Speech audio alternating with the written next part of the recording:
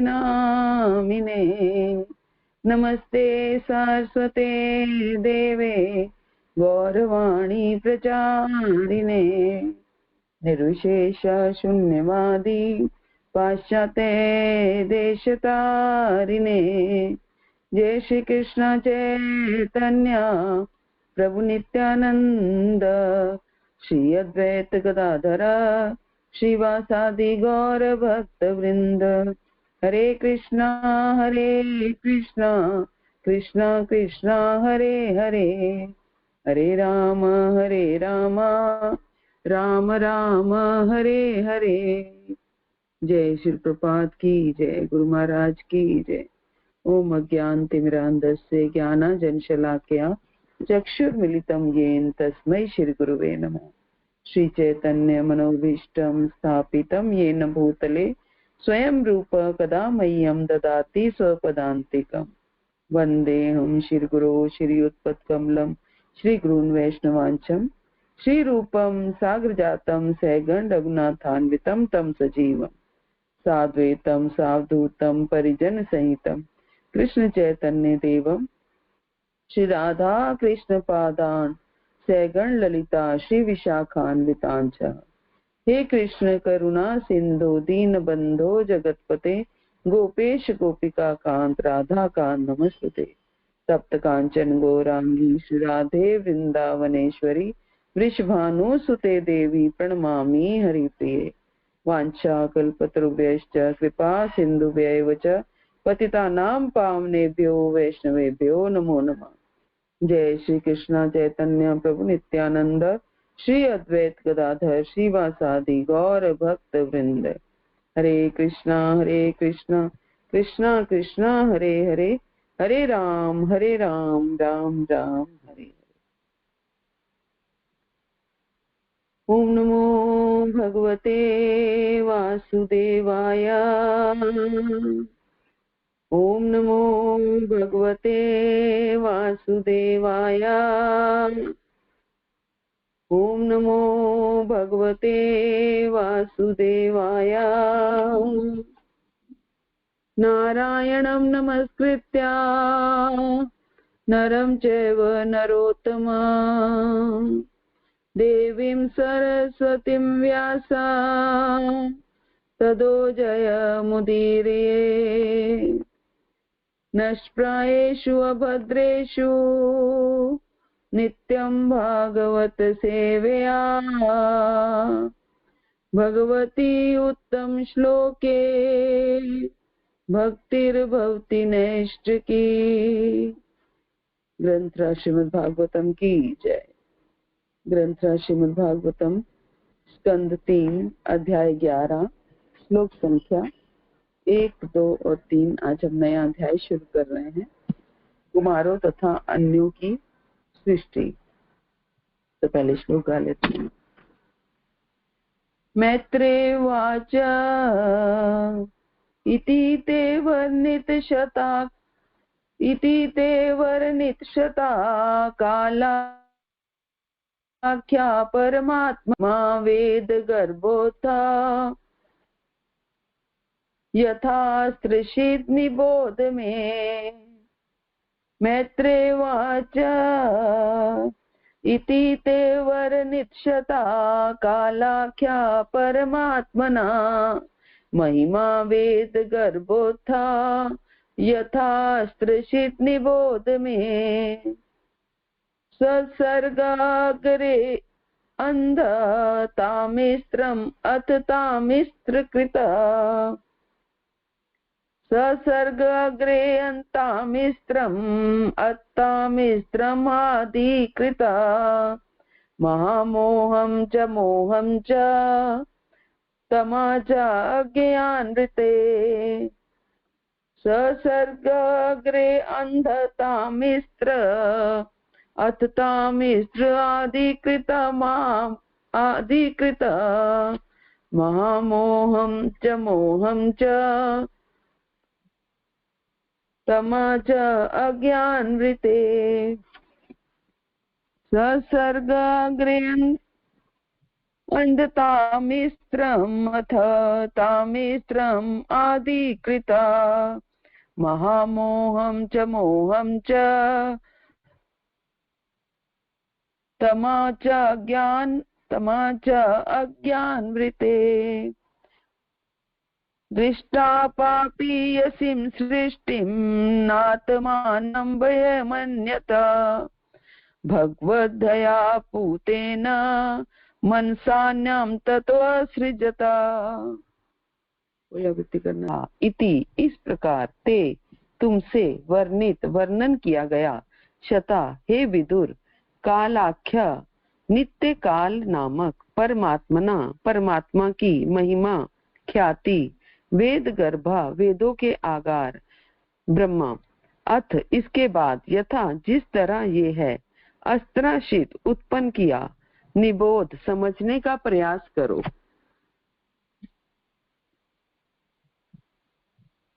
मैं मुझसे भावार्थ श्री प्रभुपाद द्वारा श्री प्रभुपाद की जय, गुरु महाराज की जय।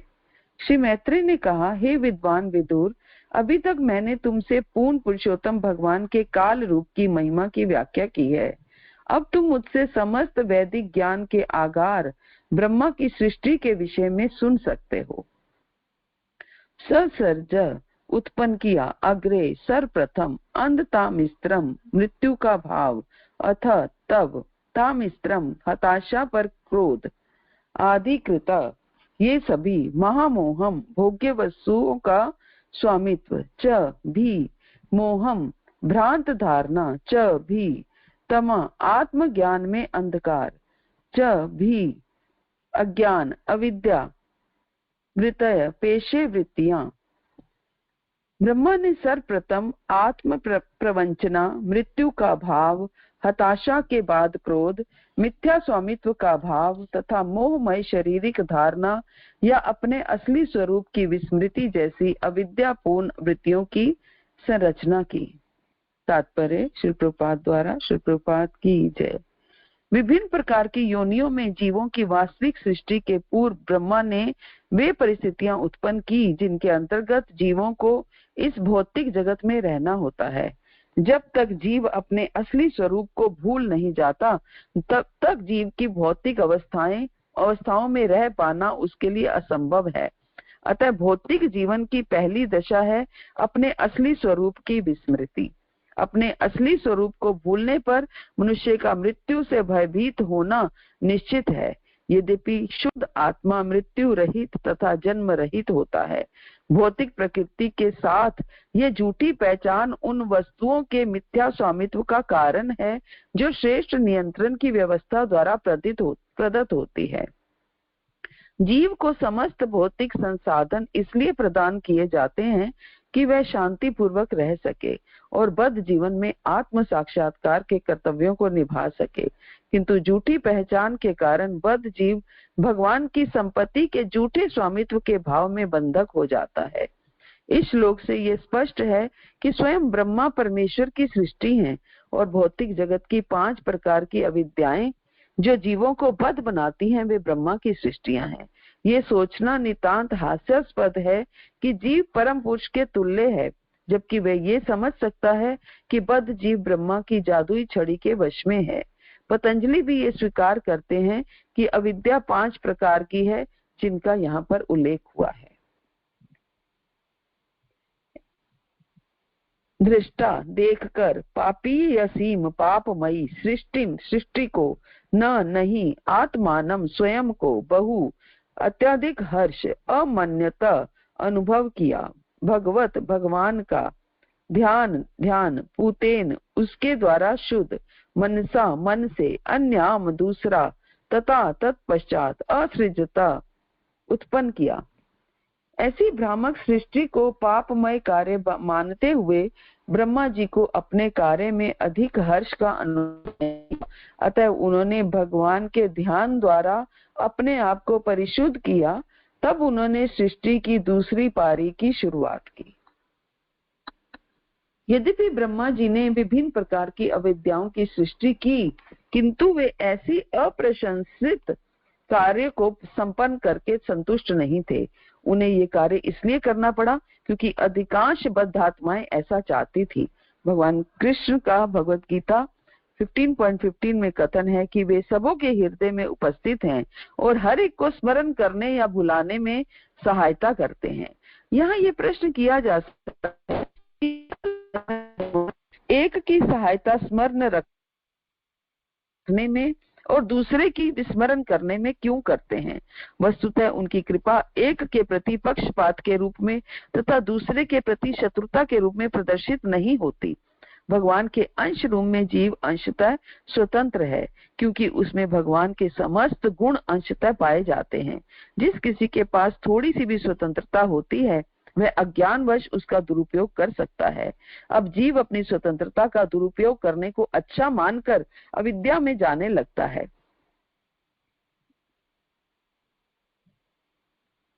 तो सर्वदयालु भगवान सर्वप्रथम उसको पास से बचाने का प्रयत्न करते हैं, किंतु जब जीव नरक की ओर गिरते जाने पर उतारू हो जाता है तो भगवान उसे उसकी असली स्थिति को भुलवाने में सहायता करते हैं।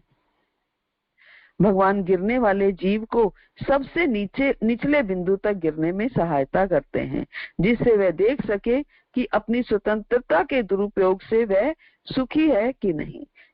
इस जगत में सड़ रहे प्राय सारे बद्ध जीव अपनी स्वतंत्रता का दुरुपयोग कर रहे हैं, अतः उन पर पांचों प्रकार की अविद्याएं थोप दी जाती हैं।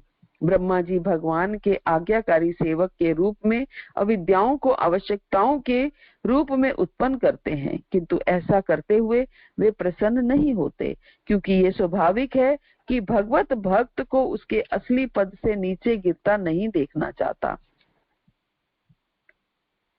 ये स्वभाव जो व्यक्ति साक्षात्कार के मार्ग की परवाह नहीं करते, उन्हें भगवान अपनी दुष्वृत्तियों को जी भर के करने देते हैं और ब्रह्मा उसमें निश्चित रूप से सहायक बनते हैं।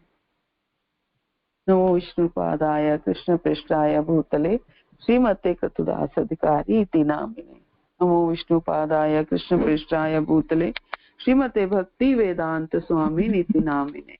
नमस्ते सरस्वते देवे गौरवाणी प्रचारिणे निर्विशेष शून्यवादी पाश्चात्य देश तारिणे। जय श्री कृष्ण चैतन्य प्रभु नित्यानंद श्री अद्वैत गदाधर श्रीवासादि गौर भक्त वृंद। हरे कृष्णा कृष्णा कृष्णा हरे हरे, हरे राम राम राम राम हरे हरे। हरे कृष्ण। सभी भक्तों को मेरा धन्यवाद प्रणाम। ग्रंथ श्रीमद् भागवतम की जय। ग्रंथ श्रीमद् भागवतम अध्याय 12 कुमारों तथा अन्यों की सृष्टि। श्लोक संख्या 1, 2 और 3 आज हम करेंगे। नया अध्याय आज शुरू करने जा रहे हैं। तो पिछले अध्याय में हमने परमाणु से काल की गणना, तो पहले इसके बारे में समझा। मैत्रेय मुनि पहले ही श्लोक में बता रहे हैं कि हे विद्वान विदुर, अभी तक मैंने तुमसे पूर्ण पुरुषोत्तम भगवान के काल रूप की महिमा की व्याख्या की है। तो अब हम सृष्टि कैसे उत्पन्न हुई, सृष्टि कैसे की गई, ब्रह्मा जी ने सृष्टि कैसे की, उसके बारे में इस अध्याय में पढ़ेंगे। तो सबसे पहले मेरी समस्त गुरु परंपरा से, श्रील प्रभुपाद से, गुरु महाराज से और आप सब भक्तों से प्रार्थना है कि मुझे आशीर्वाद दें ताकि मैं इस अध्याय की कुछ अच्छी शुरुआत कर पाऊं। और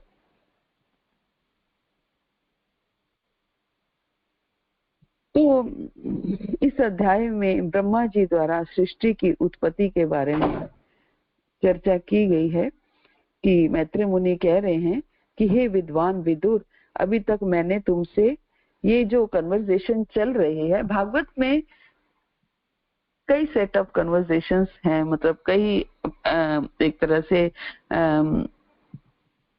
वार्तालाप हैं जो आपस में बातचीत की गई है। तो सबसे पहले तो सुखदेव गोस्वामी और परीक्षित महाराज की है, उसके बाद सूत गोस्वामी और 88,000 ऋषि मुनि शौनक आदि ऋषियों की है, और अब ये बीच में मैत्रेय मुनि और विदुर संवाद है।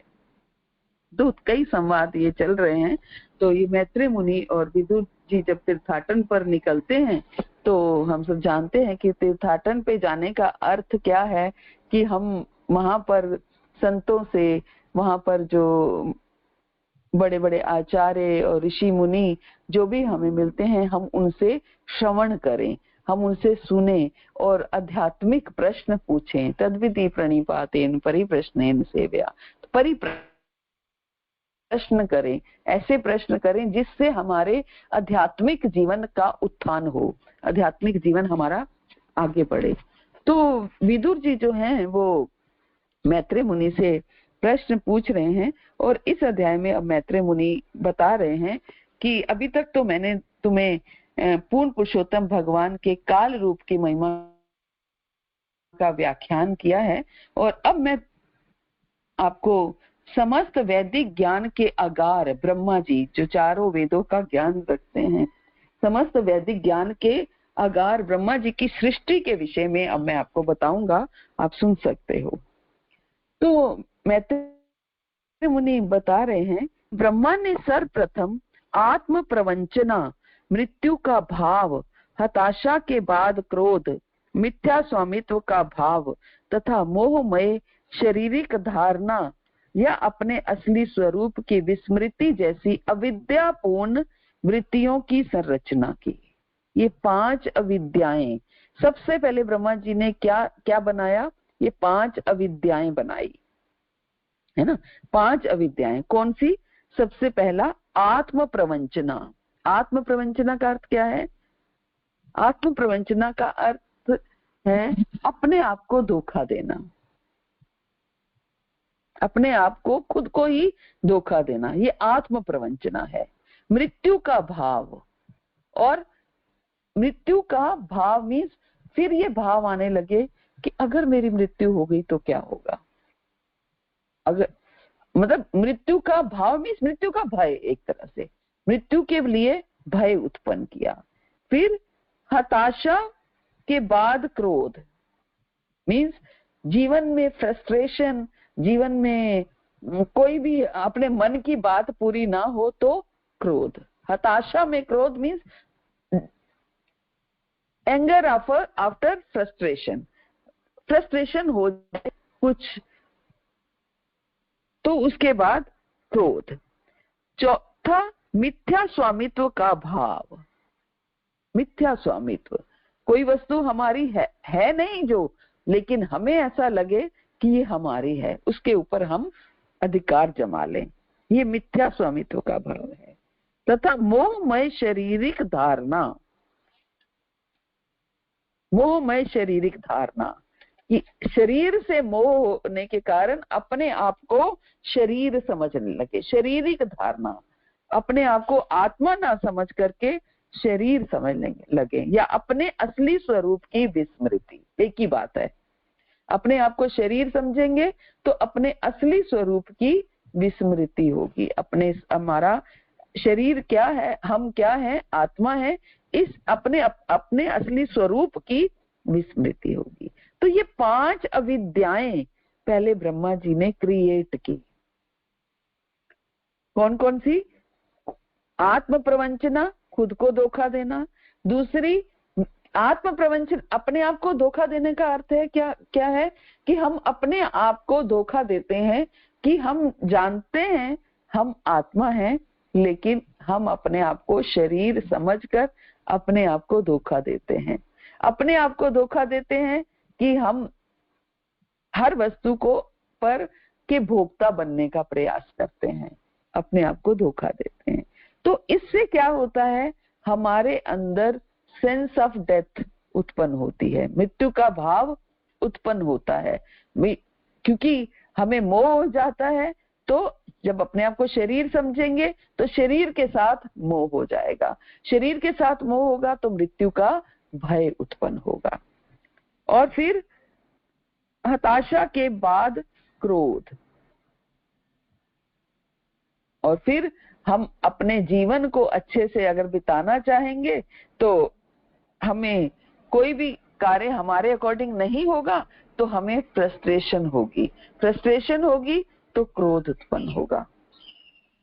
और मिथ्या स्वामित्व का भाव, मिथ्या स्वामित्व कि हमें कोई वस्तु हमारी नहीं है लेकिन हमारी है, वो है नहीं हमारी लेकिन हमारी है। और मोहमय शारीरिक धारणा, अर्थात असली हम अपने ये भूल जाएंगे कि हम आत्मा है। तो ये 5 अविद्याएं ब्रह्मा जी ने पहले उत्पन्न की, जीव से भी पहले, है ना। अब प्रश्न ये उठता है कि 5 अविद्याएं क्यों उत्पन्न की? 5 अविद्याएं तो तात्पर्य में बहुत सुंदर पद बता रहे हैं, तो तात्पर्य को ही समझेंगे। बहुत ही सुंदर तात्पर्य है, एक एक लाइन हम इतनी सुंदर है। प्रभुपाद ने इतनी मेहनत की है हम सबको समझाने के लिए। मैं तो कभी कभी सोचती हूँ अगर भागवत में प्रभुपाद के तात्पर्य ना होते तो हम भागवत समझ नहीं पाते बिल्कुल भी। इतने सुंदर तात्पर्य हैं, कुछ भी और कहीं भी जाने की आवश्यकता नहीं है, केवल तात्पर्य को पढ़ते जाएं और कंसेप्ट क्लियर होते जाते हैं। प्रभुपाद कह रहे हैं विभिन्न प्रकार की योनियों में जीवों की वास्तविक सृष्टि के पूर्व ब्रह्मा ने वे परिस्थितियां उत्पन्न की जिनके अंदर जीवों को इस भौतिक जगत में रहना होता है। जीव आ रहा है इस भौतिक जगत में, तो इस भौतिक जगत में जिन परिस्थितियों के अंतर्गत जीव को रहना है, पहले ब्रह्मा जी ने वो परिस्थितियां उत्पन्न की। विभिन्न प्रकार की योनियों में जीवों की वास्तविक सृष्टि से, ये नहीं कि सिर्फ मनुष्य से पहले, सारी योनियों से पहले ब्रह्मा जी ने सबसे पहले परिस्थितियां उत्पन्न की जिनके अंतर्गत जीवों को इस भौतिक जगत में रहना होता है। जब तक जीव अपने असली स्वरूप को भूल नहीं जाता तब तक जीवन की भौतिक अवस्थाओं में रह पाना उसके लिए असंभव है। जब तक जीव अपने असली स्वरूप को भूल नहीं जाता, तो इसलिए भगवान ने क्या बनाया? विस्मृति बनाई, विस्मृति बनाई। आगे हम पढ़ेंगे, जब तक जीव ये नहीं भूल जाता कि वो आत्मा है तब तक वो उसके अपने असली स्वरूप को, तब तक वो जीवन की भौतिक अवस्थाओं में रह नहीं पाएगा। उसके लिए असंभव है कि वो इस जीवन में रह पाए। अगर वो ये याद रखेगा तो वो रह नहीं पाएगा, क्योंकि उसने इच्छा की इस भौतिक जगत में आने की, क्योंकि उसने अपनी स्वतंत्रता का दुरुपयोग किया और इस भौतिक जगत में आने की इच्छा की, तो फिर वो भौतिक जगत में रह पाए। इसलिए ब्रह्मा जी ने पहले ये 5 अविद्याओं की क्रिएशन की, है ना। तो पहले इन 5 अविद्याओं की क्रिएशन की, फिर जीव को इस भौतिक जगत में भेजा, ताकि क्योंकि भौतिक जगत में आएगा तो पहले उसको ये अपने असली स्वरूप को भूल जाएगा, और फिर इन भौतिक अवस्थाओं में उसके जब तक वो भूलेगा नहीं तब तक उसका रह पाना कठिन हो जाएगा। अतः भौतिक जीवन की पहली दशा है अपने असली स्वरूप की विस्मृति। तो भौतिक जीवन की पहली दशा क्या है? अपने असली स्वरूप की विस्मृति। पहली दशा ही यही है कि हम अपने असली स्वरूप को भूल जाते हैं, यानी कि हम आत्मा हैं, हम ये भूल जाते हैं। अपने असली स्वरूप को भूलने पर मनुष्य का मृत्यु से भयभीत होना निश्चित है। जब हम ये भूल जाते हैं कि हम आत्मा हैं, हम अपने आप को शरीर समझने लगते हैं, शरीर से अपने आप को याद रखते हैं, तो ये नेचुरल है, क्योंकि हम शरीर हैं तो हम ये याद रखते हैं। फिर हमें मृत्यु का भय होने लगता है, फिर हमें मृत्यु का भय होने लगता है कि कहीं ये शरीर समाप्त हो गया तो फिर मेरे शरीर के संबंधी मुझसे छूट जाएंगे, मेरा ये भोग ऐश्वर्य मेरे से छूट जाएगा, मेरा घर परिवार मुझ सब कुछ, फिर हमें इस वजह से हमें भय लगने लगता है। तो अपने असली स्वरूप को भूलने पर मनुष्य का मृत्यु से भयभीत होना निश्चित है। यद्यपि शुद्ध आत्मा मृत्यु रहित और जन्म रहित होता है, जबकि आत्मा ना तो मरती है ना ही उसका जन्म होता है। ना जायते म्रियते वा कदाचिन, है ना। आत्मा ना तो कभी मरती है ना उसका जन्म होता है। भौतिक प्रकृति के साथ वह झूठी पहचान उन वस्तुओं के मिथ्या स्वामित्व का कारण है, जो श्रेष्ठ नियंत्रण की व्यवस्था द्वारा प्रदत्त होती है। तो जो हमें भौतिक सुख सुविधाएं मिलती हैं, भौतिक, हम उनके साथ ही अपनी पहचान करने लगते हैं, हम उनके ऊपर हम अपना मिथ्या स्वामित्व जताते हैं। ये मेरी है, पैदा होते ही पहला वो क्या होता है, ये मेरी माँ है ना। जीव जब इस भौतिक जगत में आता है तो सबसे पहले अपनी माँ को देखता है, तो ये मेरी माँ है, ये पिता है, ये मेरा परिवार है, ये मेरा घर है, ये भाई बहन है, ये अपने आसपास इन सबको देखता है। लेकिन हम जब बच्चा घर में आता है, हम भूल जाते हैं कि इसके अलावा भी उसे भगवान से भी इंट्रोड्यूस कराना है कि बेटा ये भगवान है, ये कृष्ण है, जिन्होंने आपको इस सृष्टि में भेजा है केवल भक्ति करने के लिए। क्योंकि हम ये जीव को बताते नहीं है, इसलिए जीव को इसकी आदत नहीं होती, जीव इस बात को भूल जाता है। हमेशा वो यही याद रखता है कि मैं फलां फलां का बेटा हूँ, फलां की उसकी बेटी हूँ, उसकी तरफ मेरा ये दायित्व है, उसकी तरफ मेरा ये दायित्व है। जैसे जैसे बड़ा होता है अपने दायित्वों को वो याद रखता है और ये भूल जाता है कि वो भगवान का अंश है। हमें वंशो जीवलोके जीव भूता सनातना, वो ये भूल जाता है कि वो भगवान का अंश है, कृष्ण का अंश है। क्यों? क्योंकि वो उसे भुलाया जाता है, उसे याद नहीं दिलाया जाता, उसे याद केवल ये दिलाया जाता है कि तुम उसके बेटे हो, ये तुम्हारी माँ है, ये पिता है, ये दादा है, दादी है, यही याद दिलाया जाता है। जीव को समस्त भौतिक संसाधन इसलिए प्रदान किए जाते हैं कि वह शांति पूर्वक रह सके और बद्ध जीवन में आत्म साक्षात्कार के कर्तव्यों को निभा सके। तो पर कहते हैं कि जो भी ये भौतिक सुख सुविधाएं दी जाती हैं, आपको अच्छा घर मिला, अच्छे घर में जन्म हुआ, माता पिता अच्छे मिले, घर परिवार अच्छा मिला, सुख सुविधाएं मिली, धनी परिवार मिला, वो इसलिए दिया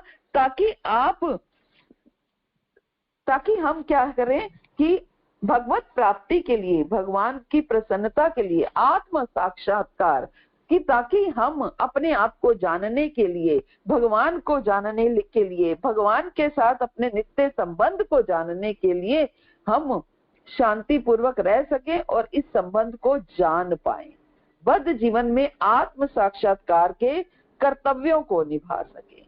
लेकिन हम क्या करते हैं, हम आत्म साक्षात्कार के कर्तव्यों को तो भूल जाते हैं, अपने भौतिक कर्तव्यों को याद रखते हैं। ये विस्मृति है ना, ये विस्मृति है। भगवान ब्रह्मा जी क्या कहते हैं, वो साथ में विस्मृति देते हैं, असली स्वरूप की विस्मृति। भौतिक जीवन की पहली दशा क्या है कि अपने असली स्वरूप की विस्मृति। किंतु झूठी पहचान के कारण बद्ध जीव भगवान की संपत्ति के झूठे स्वामित्व के भाव में बंधक हो जाता है। क्योंकि हमारी पहचान झूठी है, हम अपने आप को आत्मा नहीं मान रहे हैं, आत्मा नहीं समझ रहे हैं, हमारी पहचान झूठी है। तो क्या होता है कि हम जो भी हमें सुख सुविधाएं मिलती हैं, भगवान की संपत्ति जो मिली है, वो झूठे, उससे हमारा झूठा स्वामित्व मान लेते हैं और फिर हम उसमें बंध जाते हैं, अपने संतान के मोह में, पति पत्नी के मोह में, ऐसे माता पिता के मोह में हम फंसते चले जाते हैं। तो इस श्लोक से ये स्पष्ट है कि स्वयं ब्रह्मा परमेश्वर की सृष्टि है। ब्रह्मा जी को भगवान ने क्रिएट किया, भगवान की सृष्टि है। और भौतिक जगत की जो ये 5 अविद्याएं जिनकी अभी हमने चर्चा की, जो जीवों को बद्ध बनाती हैं, ये 5 अविद्याएं ब्रह्मा जी ने पहले जो क्रिएट की, वो क्या करती हैं, जीव जब इस भौतिक जगत में आता है और ये 5 अविद्याएं जब उसको जकड़ लेती हैं, तो वो उसमें बद्ध हो जाता है, बंध जाता है। जो जीवों को बद्ध बनाती हैं, ये पर भगवान की क्रिएशन नहीं है, ये ब्रह्मा जी की सृष्टियां हैं। ये ब्रह्मा की सृष्टियां हैं। ये सोचना नितांत हास्यास्पद है कि जीव परम पुरुष के तुल्य है, जबकि वह ये समझ सकता है कि बद्ध जीव ब्रह्मा की जादुई छड़ी के वश में है। प्रभुपाद कह रहे हैं कि ये बड़ी हास्यास्पद बात है कि जीव जो हम अपने आप को भगवान के तुल्य माने, ये कभी नहीं हो सकता, जबकि वह ये समझ सकता है कि बद्ध जीव ब्रह्मा की जादुई छड़ी के वश में है। हम ब्रह्मा जी की जादुई छड़ी के वश में हैं। पतंजलि भी ये स्वीकार करते हैं कि अविद्या 5 प्रकार की है। आगे अभी ये तो 5, इस श्लोक में तो ब्रह्मा जी की 5 अविद्याओं की चर्चा हुई कि पहले जीव के इस भौतिक जगत में आने से पहले कैसे ब्रह्मा जी ने इन 5 अविद्याओं का क्रिएशन किया, ताकि जीव जब इस भौतिक जगत में आए तो ये अविद्याएं उसको प्राप्त हों, है ना। कौन सी? खुद को आत्म प्रवंचना, खुद को धोखा देना, मृत्यु का भाव, अपने आप को मृत्यु से हमारे मन में मृत्यु का भाव आने लगे कि हम मर जाएंगे, इससे भय उत्पन्न होने लगे, और हताशा के बाद क्रोध यानी कि फ्रस्ट्रेशन से हमें क्रोध आने लगे, मिथ्या स्वामित्व का भाव कि हम जो भी भौतिक वस्तुएं हैं उन पे अपना स्वामित्व जताने लगे कि ये मेरी हैं, जबकि वो मेरी नहीं है।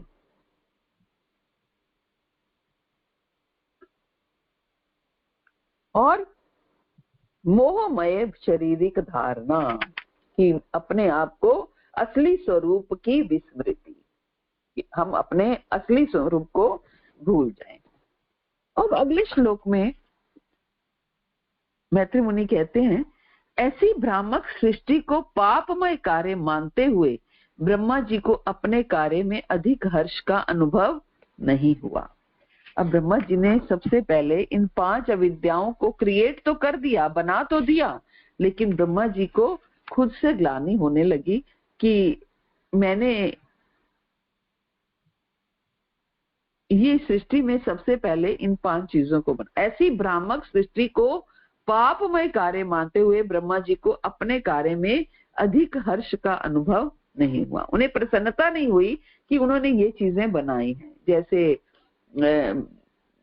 व्यासदेव जी ने जब सारे शास्त्र लिख लिए, 4 वेद, 18 पुराण, 108 उपनिषद, फिर भी वो संतुष्ट नहीं हुए, तो उनके गुरु ने उनको क्या कहा, नारद जी ने उनको क्या कहा कि आपने भगवान के बारे में नहीं लिखा है, भगवान के बारे में नहीं बताया है, लोगों को कंफ्यूज कर दिया है, तो तुम भागवत लिखो, भगवान के बारे में लिखो। तो उन्होंने भागवत लिखा। तो लेकिन पहले उन्होंने ये किया। ऐसे ही ब्रह्मा जी ने ये 5 अविद्याएं बनाई, तो उनको हर्ष का अनुभव नहीं हुआ, वो प्रसन्न नहीं हुए, इसलिए उन्होंने भगवान के ध्यान द्वारा अपने आप को परिशुद्ध किया।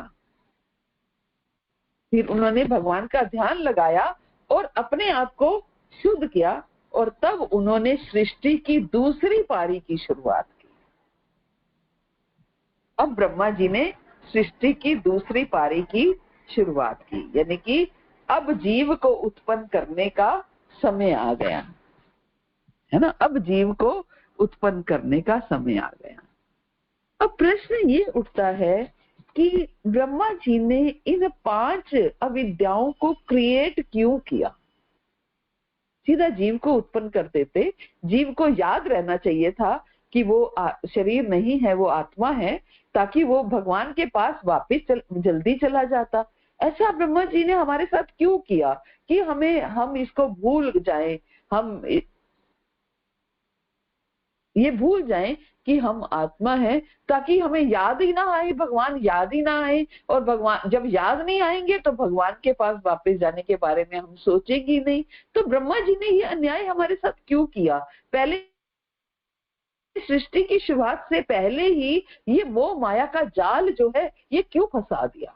इससे यही समझ में आता है कि ये मोह माया का जाल है ना, मोह माया का जाल है जो ब्रह्मा जी ने हमारे आने से पहले ही बिछा दिया था ताकि जीव आए और उसमें फंस जाए।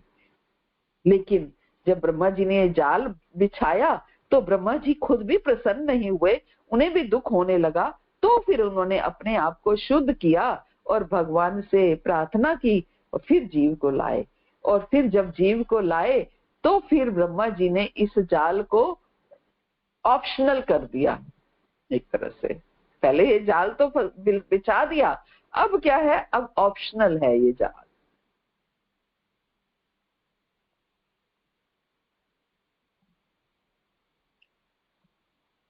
बहुत सुंदर तात्पर्य है प्रभुपाद ने, एक एक शब्द मैं पढ़ती हूँ तात्पर्य को तो मैं सोचती हूँ प्रभुपाद ने कैसे एक एक शब्द चुना होगा, कैसे लिखा होगा कि हमें एक तात्पर्य को पढ़ने में और समझने में ही इतना समय लग जाता है, और प्रभुपाद ने एक तात्पर्य को लिखने में कितना समय लगाया होगा। सच में हम प्रभुपाद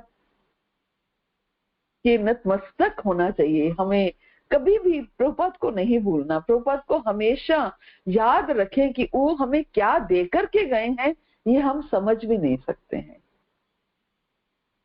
तो प्रभुपाद तात्पर्य में बता रहे हैं, यद्यपि ब्रह्मा जी ने विभिन्न प्रकार की अविद्याओं की सृष्टि की किंतु वे ऐसे अप्रशंसित कार्य को संपन्न करके संतुष्ट नहीं थे। हालांकि ब्रह्मा जी ने ये 5 अविद्याओं की सृष्टि कर दी, लेकिन फिर भी वो इन कार्यों को संपन्न करके संतुष्ट नहीं हुए, जैसे कि व्यासदेव जी नहीं हुए थे। तो ऐसे ही ब्रह्मा जी भी संतुष्ट नहीं हुए। उन्हें ये कार्य इसलिए करना पड़ा क्योंकि अधिकांश बद्ध आत्माएं ऐसा चाहती थी। अब उस प्रश्न का उत्तर हमें प्रभुपाद ने दिया कि ब्रह्मा जी ने क्यों किया, ये 5 अविद्याएं क्यों उत्पन्न की। तो क्यों किया, क्योंकि अधिकांश बद्ध आत्माएं ऐसा चाहती थी। अधिकांश बद्ध आत्माएं ये चाहती, सभी नहीं चाहते थे, अधिकांश बद्ध आत्माएं ये चाहती थी कि वो भौतिक जगत में आए तो खूब भोग ऐश्वर्य करें, हमें कृष्ण के अंडर रह के नहीं रहना है, हम उनकी जी हजूरी क्यों करते रहें, हम अपने स्वामी खुद बने, स्वयं भोक्ता बने, हमारे आगे लोग हाथ जोड़ करके हम नतमस्तक होके घूमे, तो मैं एक इंडिपेंडेंट रहना चाहता हूँ, बॉस बनना चाहता हूँ। तो ब्रह्मा जी ने इसलिए पहले ये 5 अविद्याएं रची कि ताकि जीव जब इस भौतिक जगत में जाए तो वो इन 5 अविद्याओं के चंगुल में फंस जाए। कौन फंसेगा? ब्रह्मा जी ने कहा अधिकांश बद्ध आत्माएं ऐसा चाहती थी, जो बद्ध आत्माएं ऐसा चाहती होंगी वो इसके चंगुल में फंस जाएंगी। भगवान कृष्ण भगवद गीता के 15वें अध्याय में कहते हैं,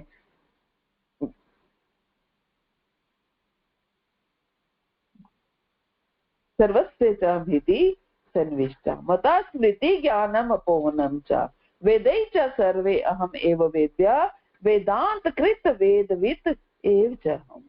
कि मैं प्रत्येक जीव के हृदय में आसीन हूँ।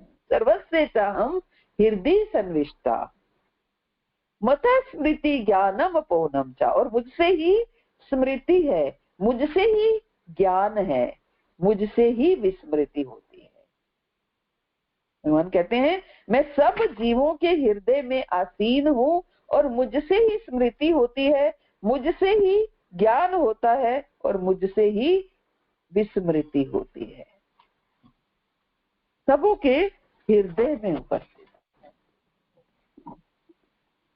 भगवान ये रहस्य प्रकट करते हैं कि मैं स्वयं सब प्राणियों के हृदय में विद्यमान हूँ। हालांकि शरीर, इंद्रियां, मन, बुद्धि सभी स्थानों में भगवान विद्यमान है, लेकिन हृदय में विशेष रूप से विद्यमान है। ऐसा नहीं है भगवान सभी स्थानों में विद्यमान है, लेकिन हृदय में विशेष रूप से विद्यमान है। हृदय जो है वो शरीर का प्रधान अंग है। सब प्रकार के भाव हृदय में ही होते हैं। हम बोलते हैं ना आम भाषा में कि मेरे मन में ऐसा आया, मेरे हृदय में ऐसा आया, मेरे दिल में ये आया। हम आम भाषा में उसको दिल बोलते हैं। मेरे दिल में ये ख्याल आया, मेरे मन में ये बात आई, ऐसे हम बात करते हैं। तो सब प्रकार के भाव हृदय में ही होते हैं। समस्त कर्मों में भाव ही प्रधान होता है। हम कोई भी कर्म, जैसे हम भगवान को भी भोग अर्पित करते हैं तो क्या है, भाव होना चाहिए, है ना। किसी किसी के साथ भी हमारा प्रेम का संबंध होता है, अपने संबंधियों के साथ, माता पिता के साथ, मित्रों के साथ, किसी के साथ भी, तो वो भाव देखा जाता है। मान लीजिए कोई उपहार नहीं दे पाता तो हमें ये लगता है, हम भाव को समझ पाते हैं कि नहीं, उसके पास सामर्थ्य नहीं था, जितना सामर्थ्य था उसने दिया। तो भाव को समझना, भावों का ही आदान प्रदान होता है। समस्त कर्मों में भाव प्रधान होता है और भाव की शुद्धि से सारे पदार्थ, सारी क्रियाएं शुद्ध हो जाती हैं। अगर भाव शुद्ध है तो सारी क्रियाएं, सारे पदार्थ शुद्ध होते हैं। इसलिए महत्व किसका है, भाव का है। वस्तु, व्यक्ति या किसी कर्म का महत्व नहीं है। महत्व किसका है, भाव का है। और भाव कहाँ उत्पन्न होता है, हृदय में होता है। ये भाव हृदय में होने से हृदय की बहुत महत्व है, हृदय की बहुत महत्ता है। ये भाव हृदय में होता है, इसलिए हृदय की बहुत महत्ता है। ये भाव, हृदय जो है वो सत्वगुण का कार्य है, इसलिए भी भगवान हृदय में विशेष रूप से रहते हैं। हृदय सत्वगुण का कार्य है। भगवान कहते हैं कि मैं प्रत्येक मनुष्य के बहुत नजदीक उसके हृदय में रहता हूँ। हृदय हमारे सबसे नजदीक होता है, इसलिए भगवान हृदय में रहते हैं। इसलिए किसी भी साधक को मेरे से दूर या मेरे से वियोग का अनुभव करते हुए मेरी प्राप्ति में निराश नहीं होना चाहिए। इसलिए कोई पापी हो या पुण्यात्मा हो, कोई मूर्ख हो, कोई पंडित हो, कोई निर्धन हो, कोई धनवान हो, कोई रोगी हो, कोई निरोगी हो, कोई भी स्त्री पुरुष, किसी भी जाति, किसी भी वर्ण, किसी भी संप्रदाय, किसी भी आश्रम, किसी भी देश काल परिस्थिति में क्यों ना हो, भगवत प्राप्ति का वो पूरा का पूरा अधिकारी है। क्योंकि भगवान सबके हृदय में है, सबके हृदय उसके सबसे नजदीक है। भगवान सबके हृदय में है, इसलिए भगवान परमात्मा स्वरूप में सबके हृदय में है, तो हर कोई भगवत प्राप्ति का अधिकारी है। आवश्यकता केवल भगवत प्राप्ति की तीव्र अभिलाषा की है। आवश्यकता केवल भगवत प्राप्ति की लगन की है। आवश्यकता केवल भगवत प्राप्ति की व्याकुलता की है।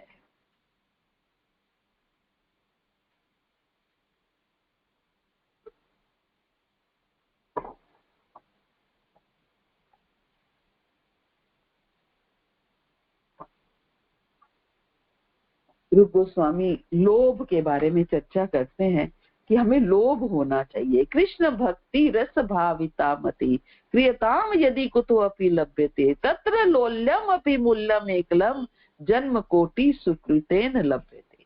सैकड़ों हजारों जन्मों तक पुण्य कर्म करके भी, सुकृतियां एकत्रित करके भी कृष्ण भक्ति प्राप्त नहीं की जा सकती। इसे प्राप्त करने के लिए एकमात्र मूल्य चुकाना होगा, और वो क्या है, लोल्यम, अर्थात लोभ। हमें लोभ होना चाहिए। यदि वह कहीं भी उपलब्ध है तो इसे समय गवाए बिना खरीद लेना चाहिए। चैतन्य चरितामृत में वर्णन आता है इसका। लोल्यम या लोभ ही एकमात्र मूल्य है, एकलम मूल्यम।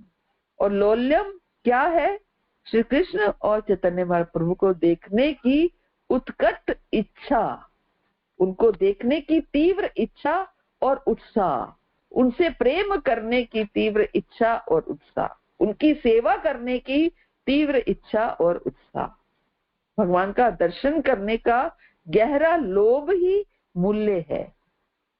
हम भगवान श्री कृष्ण और वृंदावन के विषय में देखने सुनने के अपने लोभ और उत्साह को बढ़ाना चाहते हैं। जैसे जैसे हमारा लोभ बढ़ेगा हम प्रगति करेंगे, जैसे जैसे हमारा लोभ जो बढ़ेगा तो हम प्रगति करेंगे। रघुनाथ दास गोस्वामी में इतना अधिक लोभ था कि वे 24 घंटे भगवान का स्मरण करते थे। शास्त्र बताते हैं कि वे खाने सोने और स्नान में केवल 96 मिनट यानी कि 4 दंड व्यय करते थे। 4 दंड 96 मिनट लगाते थे। एक दंड 24 मिनट का होता है, तो पूरे दिन में 30 दंड होते हैं। और रघुनाथ दास गोस्वामी बाकी के 22.5 घंटे स्मरण में व्यतीत करते थे। 1.5 घंटा यानी कि 96 मिनट मीन्स लगभग 1.5 घंटा। 1.5 घंटे में वो बाकी सारा खाने का काम, सोने का काम, स्नान करने, ये सारा 1.5 घंटे में करते थे। वे इतना स्मरण कैसे कर पाते थे? क्योंकि उनके चित्त में इतना लोभ था कि लेटने के बाद भी उन्हें नींद नहीं आती थी। वे वृंदावन, श्री कृष्ण, श्रीमती राधा रानी, उनकी लीलाओं को सोच सोच कर उत्तेजित रहते थे। हमें अपने लोभ को बढ़ाकर उसे गाढ़ा करना है, परंतु उसे गाढ़ा कैसे किया जाए? हमें लोभ के विषय में अधिक जानना होगा। लोभ का अर्थ क्या है? कि हम अपने स्थायी भाव के अनुसार श्री कृष्ण के विषय में सुनने की उत्कंठा बढ़ाएं। लोभ अर्थात श्री कृष्ण की लीलाओं को सुनने की उत्कंठा, और वे भी भगवान की ब्रज लीलाओं को सुनने की, ये लोभ होना चाहिए। और ये वो लोभ कहाँ उत्पन्न हो सकता है? हृदय में उत्पन्न हो सकता है। भगवान सर्वव्यापी हैं, सब जगह समान रूप से होने पर भी हृदय में है। जैसे गाय के शरीर में दूध सब जगह है लेकिन स्तनों में है, ऐसे ही भगवान सबके हृदय में है, सबों के हृदय में, और हर एक को स्मरण करने या बुलाने में सहायता करते हैं। दोनों काम कराते हैं, भगवान स्मरण भी कराते हैं और बुलाते भी हैं। प्रभुपाद कहते हैं कि अब यहाँ ये प्रश्न किया जा सकता है कि सर्व दयामय भगवान एक की सहायता स्मरण रखने में और दूसरे की विस्मरण करने में क्यों करते हैं? एक को तो स्मरण कराते हैं, दूसरे को विस्मरण कराते हैं, ऐसा क्यों करते हैं? क्या भगवान पक्षपाती हैं? प्रभुपाद कहते हैं उनकी कृपा एक के प्रति पक्षपात के रूप में और दूसरे के प्रति शत्रुता के रूप में प्रदर्शित नहीं होती। भगवान पक्षपाती नहीं है। समो हम सर्वभूतेषु नामे द्वेषो अस्ति न प्रिया ये भजन्ति तु मां भक्त्या मयिते चेषु चाप्यहम्। भगवान पक्षपाती नहीं है। ये भजन्ति तु मां भक्त्या, समो हम सर्वभूतेषु, मेरे लिए सब जीव एक समान है। ना मैं किसी से द्वेष करता हूं, ना ही मैं किसी का पक्षपात करता हूं, लेकिन जो प्रीति पूर्वक मेरा भजन करते हैं वो मेरा मित्र है और मैं उसका मित्र हूं। Condition apply. जिसके अंदर लोलम है, जिसके अंदर लोभ है मुझे प्राप्त करने का, मुझे देखने का, मुझे सेवा करने का, जिसके अंदर लोभ है, तो मैं उसको विस्मृति नहीं कराता, उसको स्मृति देता हूं, है ना। तो प्रभुपाद क्या कह रहे हैं? भगवान के अंश रूप में जीव अंशतः स्वतंत्र है। जीव भगवान का अंश है और वो स्वतंत्र है क्योंकि उसमें भगवान के समस्त गुण अंशतः पाए जाते हैं। क्योंकि जीव भगवान का अंश है और उनमें भगवान का ये गुण है कि वो भगवान की वो स्वतंत्र भी है, अंशतः स्वतंत्र है, कुछ हद तक वो स्वतंत्र है, लेकिन वो अपनी स्वतंत्रता का दुरुपयोग करता है। भगवान के अंश रूप में जीव अंशतः स्वतंत्र है क्योंकि उसमें भगवान के समस्त गुण अंशतः पाए जाते हैं। जिस किसी के पास थोड़ी भी सी भी स्वतंत्रता होती है वह अज्ञानवश उसका दुरुपयोग कर सकता है, जिसके पास थोड़ी सी भी स्वतंत्रता होती है तो फिर क्या होता है, वो अज्ञानवश उसका दुरुपयोग करता है। हम इसके छोटे से एग्जाम्पल से समझ सकते हैं। तो पहले क्या होता था हमारे ऑफिस में, हम लगाने की वो नहीं थी कि हमें अटेंडेंस जो है सिस्टम पे मार्क नहीं करनी होती थी, ऐसे ही हो जाता था। तो सब लोग उसका स्वतंत्रता का दुरुपयोग करते थे, कोई कितने बजे आ जा रहा है ऑफिस में, कोई कितने बजे आ जा रहा है। तो इस तरीके से स्वतंत्रता का दुरुपयोग किया तो इतनी शक्ति हो गई कि अब ऐसी शक्ति है कि 10 बजे से 1 मिनट भी हम ऊपर नहीं कर सकते हैं। तो यही बात, जब हम स्वतंत्रता का दुरुपयोग करते हैं तो भगवान भी अपनी कृपा खींच लेते हैं ना, भगवान अपनी कृपा खींच लेते हैं। जिस किसी के पास थोड़ी सी भी स्वतंत्रता होती है वह अज्ञानवश उसका दुरुपयोग कर सकता है। अब जीव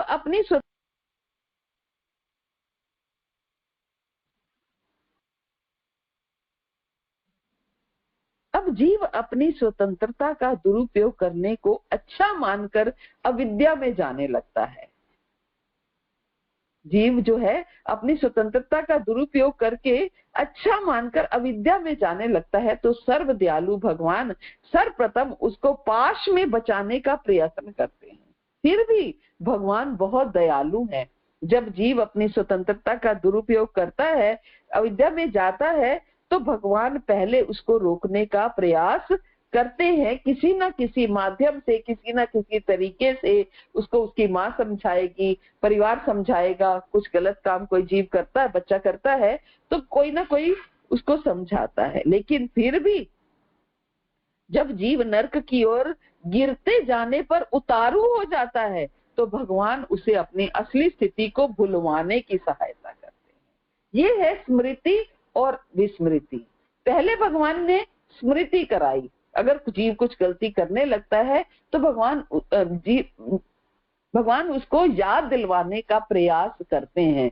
हृदय में एकदम से उठता है कि मैं गलत कर रहा हूँ, लेकिन फिर भी जीव जब उसको नजरअंदाज करके आगे बढ़ जाता है तो भगवान फिर क्या करते हैं, जब जीव नरक की ओर गिरते जाने पर उतारू हो जाता है तो भगवान उसे उसकी असली स्थिति को भुलवाने में सहायता करते हैं। यहाँ विस्मृति कराते हैं। भगवान गिरने वाले जीव को सबसे पहले निचले बिंदु तक गिरने में सहायता करते हैं। जब जीव गिर रहा होता है तो भगवान उसमें भी सहायता करते हैं। ठीक है, तूने गिरना है तो गिर, जब तू इस भौतिक जगत के गर्त में आ ही गया है, गिरना चाहता ही है, निकलना चाहता ही नहीं है, तो ठीक है गिर। आप हम इसको प्रैक्टिकल उसमें देख सकते हैं। जब हम प्रचार के लिए निकलते हैं तो कई लोग तो बड़ी खुशी से उसको स्वीकार करते हैं और एकदम पहली बार ही कहने से वो रेगुलर सेंटर भी आने लगेंगे, ऑनलाइन क्लासेस भी सुनने लगेंगे, बहुत रुचि से आगे बढ़ने लगेंगे। लेकिन कुछ लोग ऐसे होते हैं, उनको एक बार बोलो, 2 बार बोलो, 10 बार बोलो, आखिर वो धीरे धीरे क्या करते हैं, कहीं माताजी दोबारा ना बोल दें, फोन उठाना बंद कर देंगे, रास्ते में मिलेंगे तो कन्नी काट कर निकल जाएंगे। तो क्या हुआ, भगवान ने संदेश पहुंचाने की कोशिश की, भगवान ने कोशिश की कि ये जीव निकल जाए किसी तरीके से, लेकिन जीव को ये पसंद नहीं आया। तो भगवान ने बोला ठीक है, अब गिरना चाहता है तो गिर।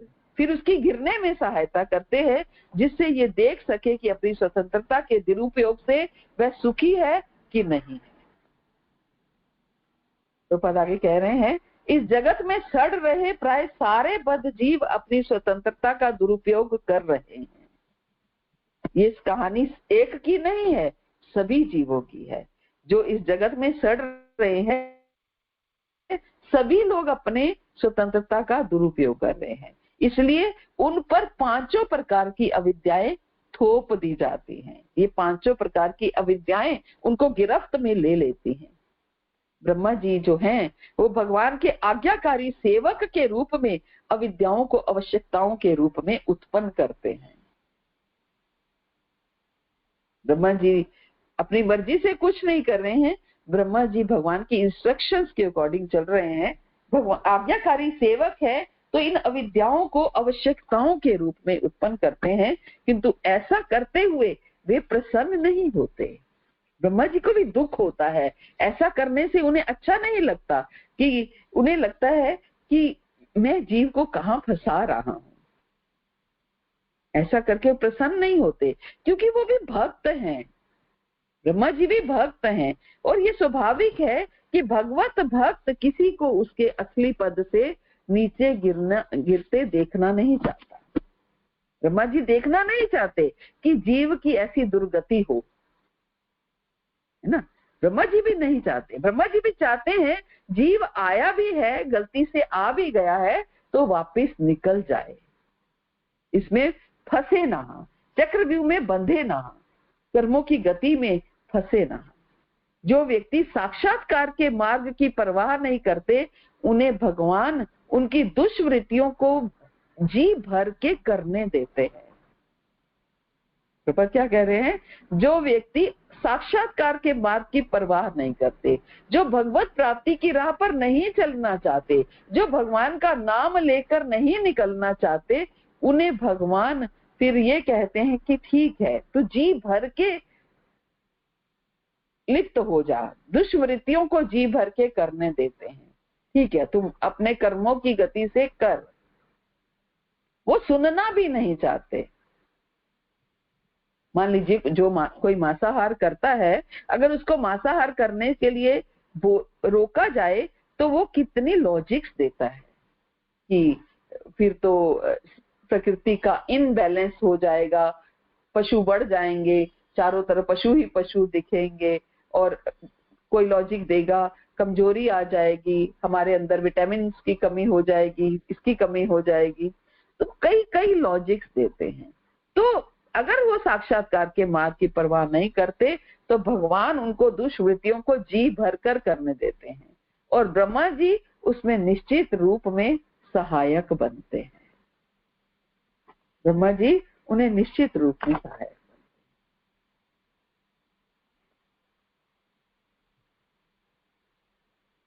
मनुष्य जीवन इतना विशेष है कि सैकड़ों हजारों वर्ष लंबा जीवन जीने वाले देवता गण भी इसकी अभिलाषा करते हैं। लब्ध्वा जन्मात् प्रारब्ध मानुषम तद भी जाग्यता।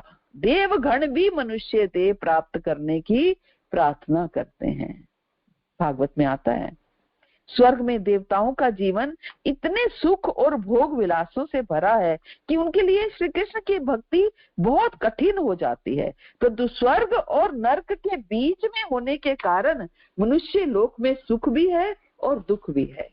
मनुष्य लोक क्या है, स्वर्ग और नरक के बीच में है, इसलिए यहाँ पर सुख भी है और दुख भी है।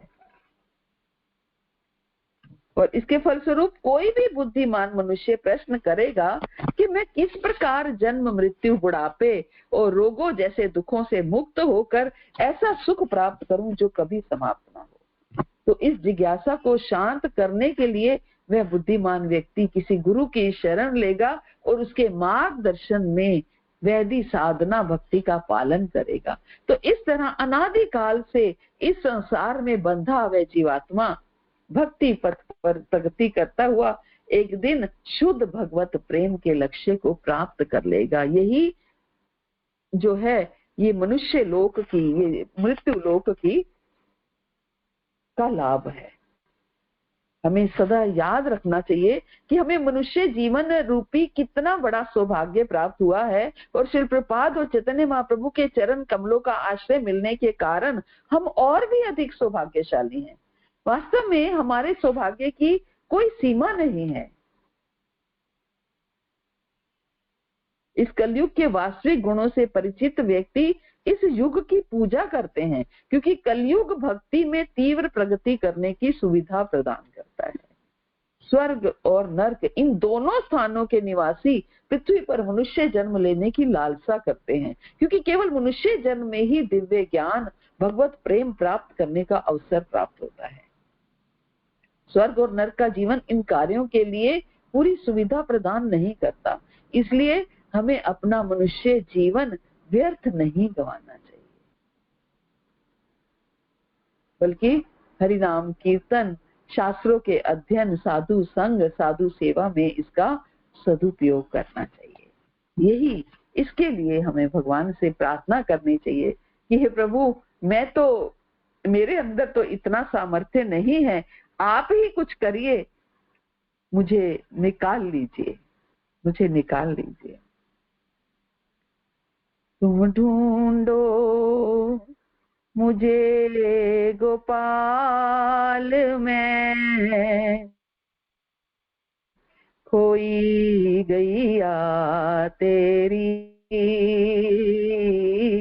तुम ढूंढो मुझे गोपाल में, खोई गैया तेरी। सुध लो मेरी गोपाल में, खोई गैया तेरी। सुध लो मेरी गोपाल में, खोई गैया तेरी। तुम ढूंढो मुझे गोपाल में, खोई गैया तेरी। हरे कृष्णा। श्री प्रभुपाद की जय, गुरु महाराज की जय, आप सब भक्तों की जय।